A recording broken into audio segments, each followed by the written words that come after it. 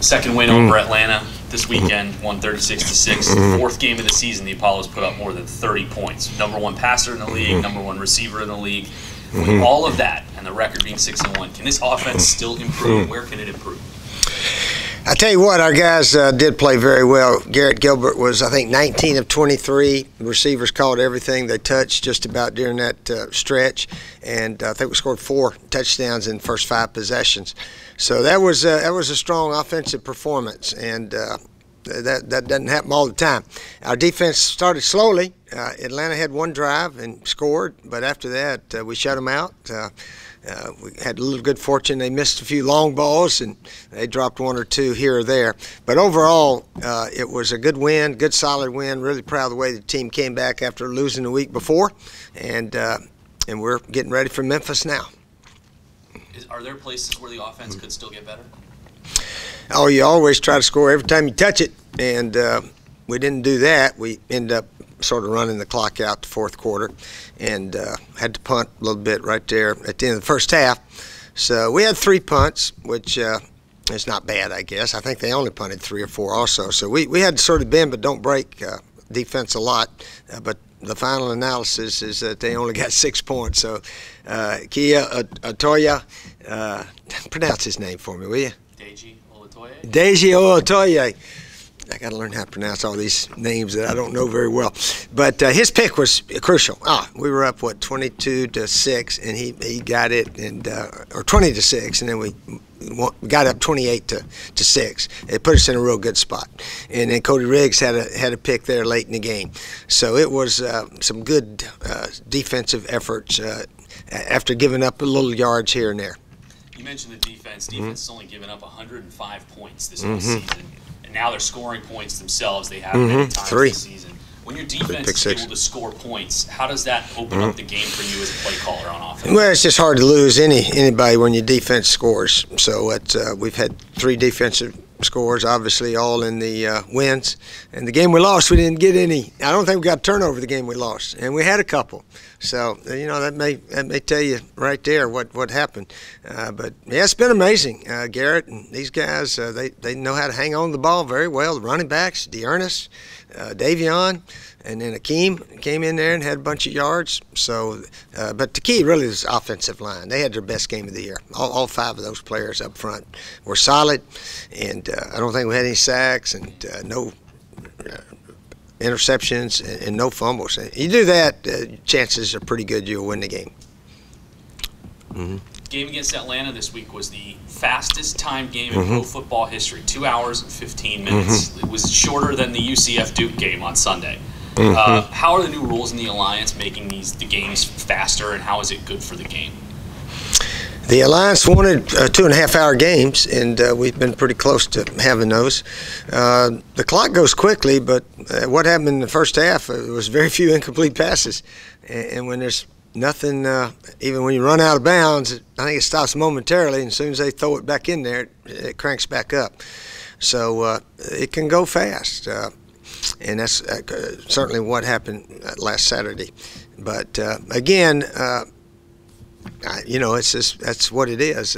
They can be slow games too. I think the week before we had 85 plays and got beat, and we had 56 and won. And you have less yards, but still, it's. I do like the rules, and if you're able to stay out there on the field quite a while, you can prevent the other team's offense from having many chances to score. You mentioned Garrett had a really good game over the weekend after having a tough one the week before against Arizona. It was his second best rated performance of the season this weekend. When you look at tape of the game, what specifically are you looking for that maybe the average fan doesn't see when you're trying to assess quarterback play? Assess quarterback play. Garrett's obviously our best quarterback, and that's why he plays all the time. And what he's done, obviously, is taking care of the ball very well, and he's an accurate passer that throws a very catchable ball. And our receivers are good, and we run a lot of really good routes all the time. And when the protection's good, we should throw it around very well. Give Arizona credit; they had more pressure on us than anybody, and they created a lot of mistakes that we had in that game. But overall, Garrett knows the offense very well. Sometimes I send a play in, it gets sort of messed up. He corrects it to the wording in the numbering system or something like that.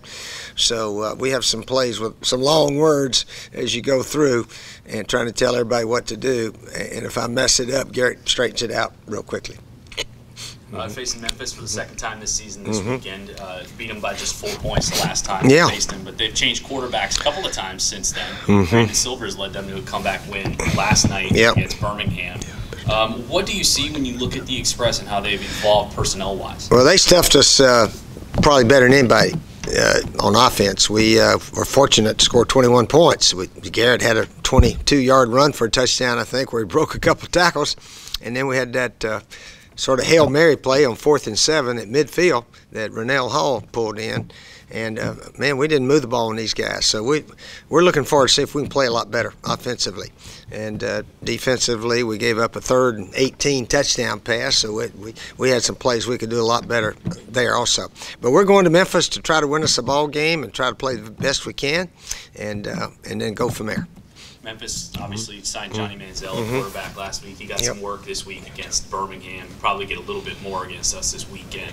What do you see from him and what he brings to an offense, just as you've watched him? Yeah, Johnny Football can run around now. He can run, he can throw. He's a little bit like that Arizona quarterback, Walford, in the ability to run with the ball.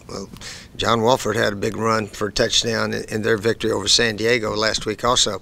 So, it adds to the defense problems when that quarterback can run the way Johnny can. Now, whether or not they play him a lot or Brandon Silvers, kid that led them pretty much to the comeback victory last night, I don't know.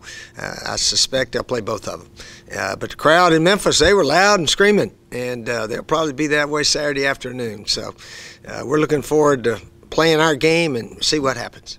This is the last road game of the season for the Apollos. They're still the only team in the league that's undefeated on the road. Is it different preparing a team for a road game versus a home game? Is one easier than the other to prepare for? Well, we were talking the other day, since we're up here practicing in Georgia and living in Jacksonville right now, there's not a lot to do except concentrate on football. And we came back to Orlando, that game a couple of weeks ago. Everybody's seeing their family for the first time all day and this, that, and the other. That's not an excuse. Arizona just beat us, but we're on the road. It's just us, and maybe the concentration is a little better. But when we get back to Orlando for the last 2 games of the season, we've already talked to the team about let's get in our own little spots now. We got to see our family and our girlfriends and all that. But let's really concentrate the way we normally do as we finish up this season, because it's coming to the end here pretty soon, and we want to be the strongest part of the year. It needs to be coming up right now for the Apollos. So that's what certainly we're going to try to do.